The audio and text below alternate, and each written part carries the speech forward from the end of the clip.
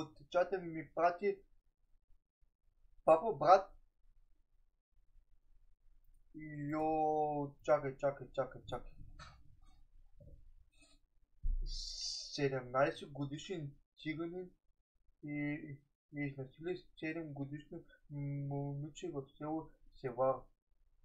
Моля.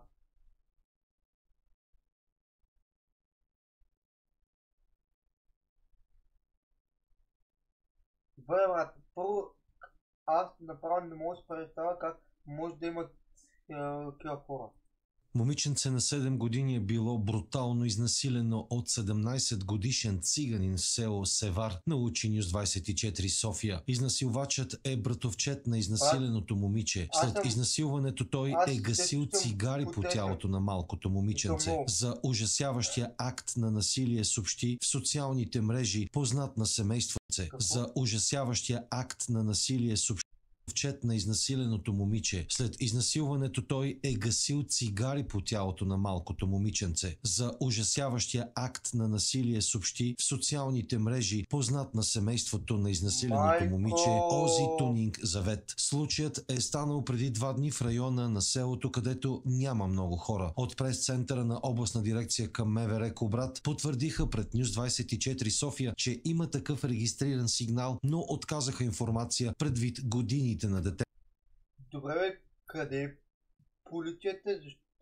Да, нали хубаво са направили, че са се присякли на време да го приберат.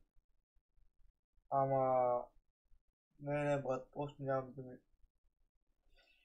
Моля, брат, добре, че това ми го прати да го коментираме на стрим, защото това е отвратително.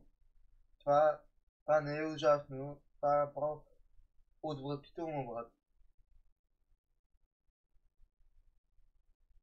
Все още не мога да осъзная, брат. От областната дирекция на полицията потвърдиха, че е имало задържано лице за 24 часа на 17 години след... Абе, по 24 часа, той за 4 години затвор, бе, брат. Какво означава 24 часа, бе, брат? Майко... Добре, колкото е на 17, брат.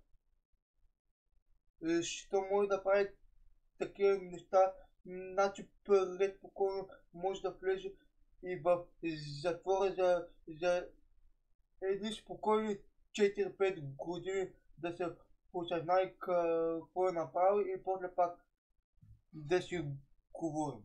Подаден сигнал от близки на изнасиленото момиче. Той е бил освободен на следващия ден от полицията, но разследването по случая се води от разследващи полицаи и прокуратурата.